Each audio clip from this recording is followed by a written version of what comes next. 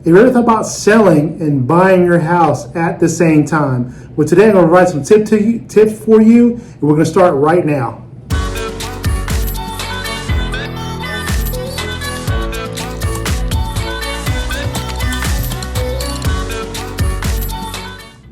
What's up, everybody? James Walker here, the local real estate agent here in Fayetteville, North Carolina. And today I'll be talking to the best broker in the world, Mike Solomon. And today he's going to provide some tips on how to sell and buy a house at the same time.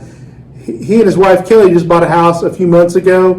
So I'll let Mike take it from here. Yeah, no, I really appreciate it. I'm so happy to be on James's YouTube channel. I'm a big fan and I watch it, so this is like a privilege for me. So yeah, as James mentioned, so even as a real estate broker with a couple years of experience, my wife and I just recently sold a house and purchased the same one as a real estate broker, and it was still pretty challenging. So today, if I can help with any real estate / consumer perspectives on that, I'd love to help. So what you got, James? Okay, so what tips would you provide if since they want to sell and buy the house at the same time? What tips would you offer?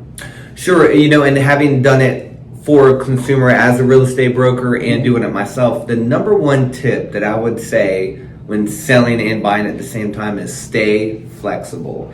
As much as your real estate broker, James, is going to try to logistically line everything up and the timing as perfectly as they can, there are a lot of moving factors in a real estate transaction.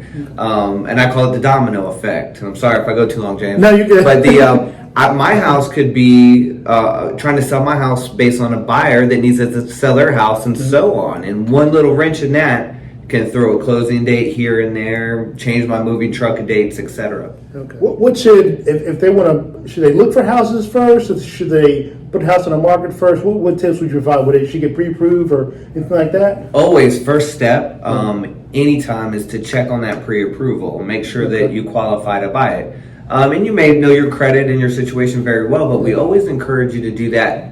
Mainly because you never know. You could have something pop up on there like an identity theft issue. Yeah. So I can get spun up. I can go look at houses, get my house on the market, get it sold, and then find out I've got an issue on credit that I may not be able to close on the other one. Okay. Then I've got to terminate with that buyer of my house. So always step number one, talk to your bank. Okay. So definitely get pre-approved first. And would you, since you're selling your house and you're buying a house, would you say it's more important to, or not important, but I guess, should their loan be contingent on selling their home they're in, or would it be better, in your opinion, to not have it that way? Well, if you have the ability to purchase a home with a loan not being contingent on a sale, for ease and flexibility, I would say, yeah, absolutely. Go get that new home, get in it, and close it. I don't think most Americans have that ability, though, because we would love to work with empty houses in this business. Empty house is easy to show. It's pretty sterile. We can do open houses, go and show showings. So if you can, yeah, that would be great. But most people in our community and across the country don't have the ability to do that. So you definitely would recommend, don't have a contingent if you can with purchasing your new house, selling your house, for the fact that it could be, like you said, flexibility of things of. The house not selling, your house that you're trying to sell may not sell, things may fall through, so then you're in that bind of now you're under that plan. Now, speaking of contingency, would you recommend, like say you find a house you like and you put an offer in, would you have a contingent on selling your house when you buy a new house? Good question. So I'll elaborate a little bit. Two types of contingency in a situation like this. My loan contingent on my previous loan getting paid off. And then I've got a contract contingency. Again, if we can get a new loan without a contingency on the other one, great, do it. But again, most people can't do it. But then we have the contract contingency. And North Carolina changed things a little while ago where our normal North Carolina sales contract no longer has a contingency clause. We can still do it. We'll get an attorney to write it, but we can typically take measures in our due diligence period with deposit strength to make it quote unquote contingent. Do you have like a plan B? Let's say your house didn't sell. What was your plan B if you had one? So in my personal situation, plan B, if my house didn't sell, I would have terminated the contract for my buyer side purchase, and unfortunately would have had to terminate the contract on my house for sale. which meant I would have needed to make that buyer whole again, probably reimburse a home inspection and relieve deposits. That was my plan B. Okay. Some consumer plan Bs from clients that we worked with sometimes have been trying to extend our contract, maybe putting an additional earnest money amount to keep the seller happy. So there's always options and creative tools that we have for plan B. Okay. Would you recommend maybe a seller, because they found a house they love, they're like, we want to really move into it. Would you recommend them renting their house? The house that they're looking at selling? Potentially. Yes. And I would say definitely every situation is different. Get with James or your realtor and ask them. Sometimes this is a good opportunity to become a real estate investor, renting your previous property out. That's true. Maybe you can't get what you want for it, but you found your dream home. And that loan contingency we talked about a minute ago can potentially be satisfied if we've got a rental contract on it by that time as well. So we may not have to search for a seller, for a buyer for it, but maybe a tenant in a rental contract. Would you recommend them look for a house first that they want to purchase, or should they go and put the house on the market first? Good question again. So I would say in our current market, again, every situation is different. I can't stress that enough. But let's go house shopping first. Okay. Let's find your house. Let's negotiate, get it under contract. And this is after I talk to a lender, of course, and then get my house on the market.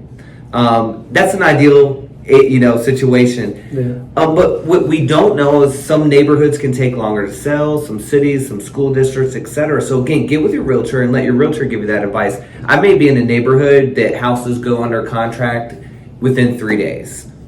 I probably want to go find a house first, Yes. put mine on the market, and hopefully my closing dates line up. Now, if I'm in an unknown or maybe a 90-day sale, which still isn't bad, I need to either wait to go house shopping, or I need to do a long closing, which may scare a seller or a builder. Okay. What would you recommend for someone selling their house get prepared for? Should they lower the price maybe a little bit? Sure. Should anything you recommend in particular more than normally for a showing? Well, first of all, price is king. Always price. So we're in a good real estate market, but our market isn't tolerant to overpricing. So price your home right, especially if you've got another house that you're under contract in.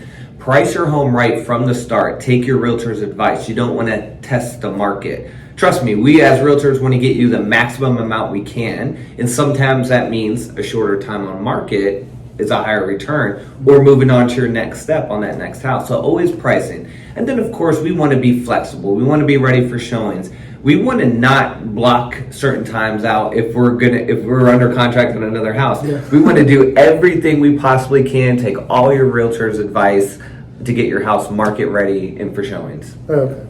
Is there anything else I'm forgetting to ask you? Any additional tips you can think of that I'm not asking you? The only additional tip, the only thing you're forgetting is the unknowns. Okay. There's always an unknown out there with any real estate transaction, but Yeah. especially when you're working too as a homeowner at the same time. Listen to your realtor, take their advice on pricing and staging and etc. But again, from the top, be flexible. Your realtor is going to do everything they possibly can to make it logistically smooth for you. But with that domino effect that I opened up with, Yeah. just be flexible. Yeah. Okay.